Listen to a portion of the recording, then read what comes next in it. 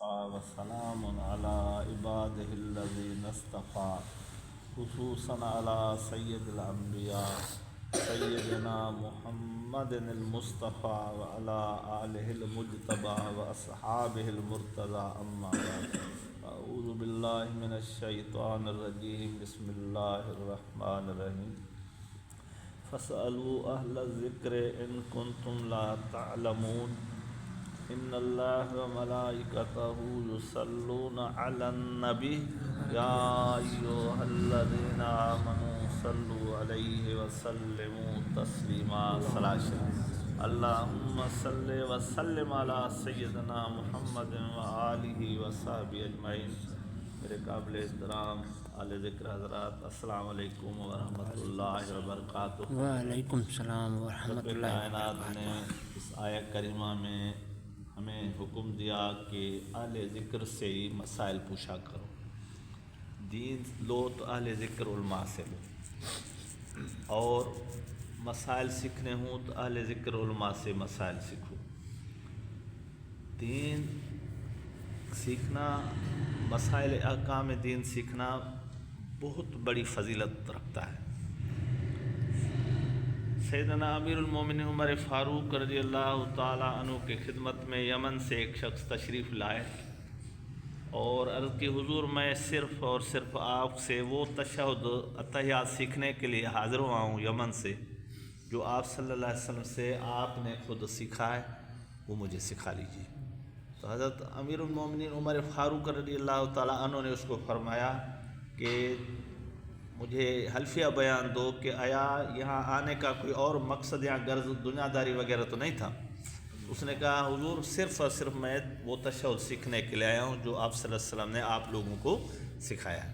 تو حضرت امیر عمر نے فرمایا وہ تو میں آپ کو تشہد ضرور سکھاؤں گا اتحیات، لیکن پہلے یہ خوشخبری آپ سن لو اور دنیا والوں کو سناؤ کہ نبی علیہ السلام سے میں نے اپنے کانوں سے یہ سماعت فرمایا، سنا کہ آپ صلی اللہ علیہ وسلم نے فرمایا کہ جو شخص دین اسلام کا ایک مسئلہ کسی عالم سے اگر سیکھتا ہے، پوچھتا ہے، تو اللہ تعالیٰ اس ایک مسئلہ سیکھنے کی بدولت اس کی بخشش فرما دیتا ہے اور اس پہ جہنم کو حرام قرار دے دیتا ہے، اور اس کے لیے اللہ تعالیٰ جنت لکھ دیتا ہے کہ یہ میرے محبوب کا غلام اور امتی جس نے دین کا ایک مسئلہ عالم سے سیکھا ہے، یہ جنت میں داخل ہوگا۔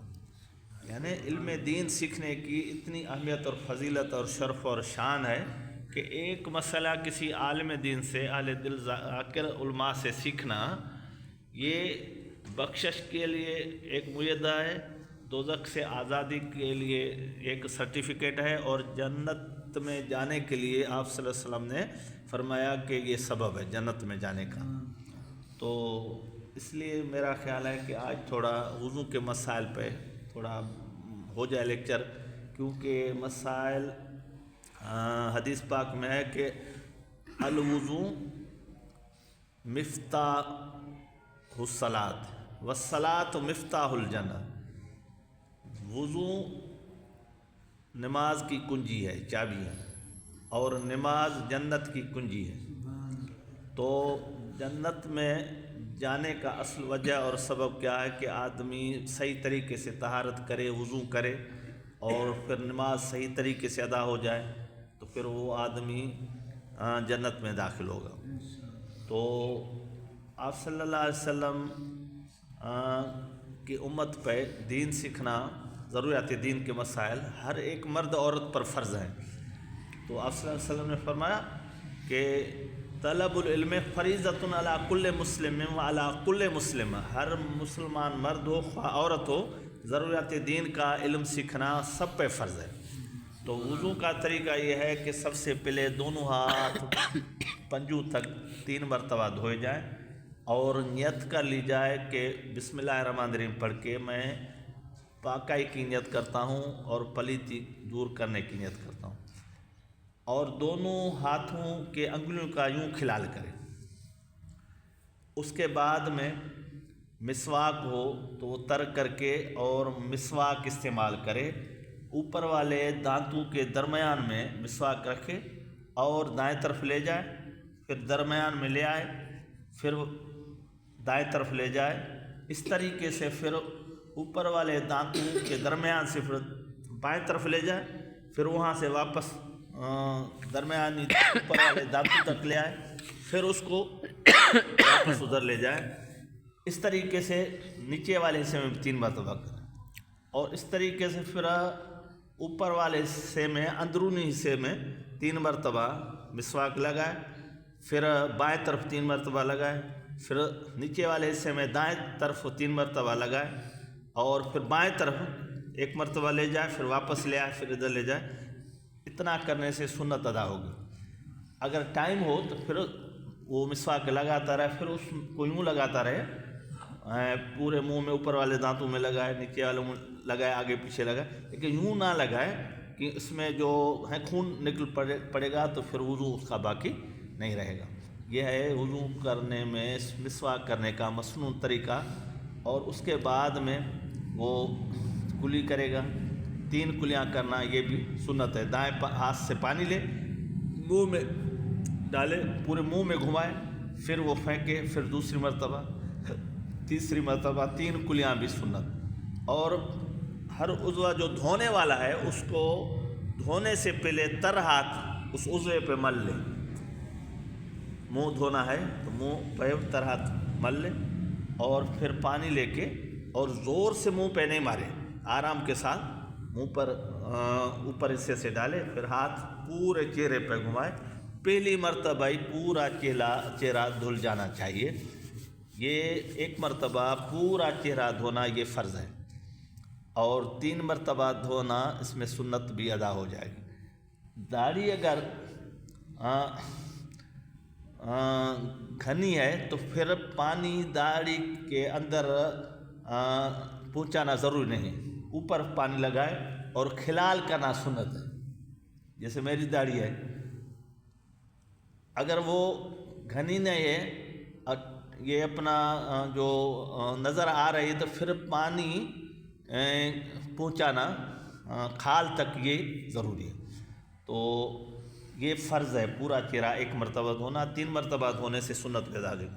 اس کے بعد میں تر ہاتھ اپنے دائیں بازو پر بھی گھما لے، بائیں پر بھی گھما لے، اور پھر پانی اس طریقے سے لے کے اور اوپر لے آئے، ٹونٹی بند کر لے۔ پانی کا اسراف یہ بھی گناہ ہے۔ پھر پورے دائیں ہاتھ کو بائیں ہاتھ کے ساتھ ملے، یہاں تک کہ یہ جو کوہنیاں ہیں، یہ کوہنیاں بھی دھل جائیں، کوئی حصہ اس کا نہ رہے۔ پہلی مرتبہ ہی وہ عضو دھل جانا چاہیے۔ پھر دوسری مرتبہ پانی لے کے اوپر لے آئے، اور پھر بائیں ہاتھ سے اس کو اچھی طرح سے مل لے، اور ان چیزوں کا خیال رکھے۔ کوہنیاں بھی دھونے میں شامل ہیں۔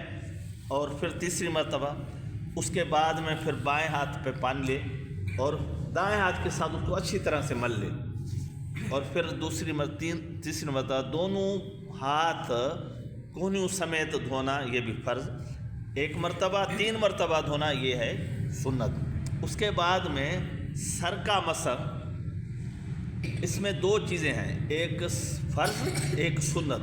سر کے مسح کا طریقہ یہ ہے کہ ٹوپی یا دستار وہ اتار کے اپنے دائیں گھٹنے پہ رکھ لے، پانی لے کے، اور اس طریقے سے مانا انگلیاں ملائیں، شہادت والی انگلی انگوٹھے دور رہیں، یہ 3 انگلیاں یوں ملائیں، اور یہ 3 انگلیاں یہاں تک سر کی پیشانی کے بالوں سے پیچھے تک لے جائیں، اور یہ جو تلیاں ہیں یہ پھر یوں واپس لے آئیں، اور یہ شہادت کی انگلیاں جو ہیں وہ کانوں کے درمیانی حصے میں گھما لیں، اور انگوٹھے کانوں کے پیٹھ کے اوپر گھما لیں۔ 1 مرتبہ مسح ہوتی ہے، 3 مرتبہ نہیں۔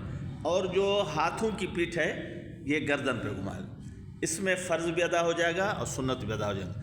فرض یہ ہے کہ سر کے 4 حصے ہیں، یہاں درمیان سے ایک اگلا حصہ، ایک پچھلا حصہ، ایک دائیں طرف والا حصہ، ایک بائیں طرف والا حصہ، تو کسی بھی چوتھائی سر کی مسح یہ فرض ہے۔ لیکن ہم پورے سر کی مسح کرتے ہیں تو فرض کے ساتھ سنت کا بھی ہمیں ثواب مل جاتا ہے۔ اس کے بعد میں